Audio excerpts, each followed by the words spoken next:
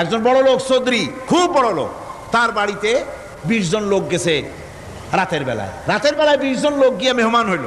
মেহমান হইয়া তারা বলতেছে, সাহেব আমরা তো মেহমান, আমি এক একজন এক এক রকমের খাবার চাইলো। একজনে বললো আমি হরিণ খাবো, আর একজনে কয় আমি মুরগি খাবো, আর একজনে বললো আমি খরগোশ খাবো, একজনে কয় বোয়াল মাছ খাবো, আর একজনে কয় রুই মাছ খাবো। 20 জনে 20 রকমের খাবার দাবি করলো।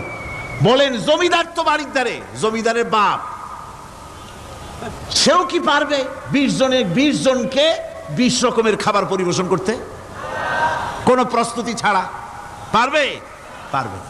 কোন প্রস্তুতি ছাড়া, কোন প্রস্তুতি ছাড়া জমিদার হোক রাজা বাদশাহ হোক 20 জন মানুষের খাবার 20 রকমের দিতে পারে না। আর আল্লাহ এমন রহমান, এই পৃথিবীর লক্ষ কোটি কোটি জাতির প্রাণীকে কোটি কোটি রকমের খাবার আল্লাহ রাব্বুল আলামিন পরিবেশন করতেছেন।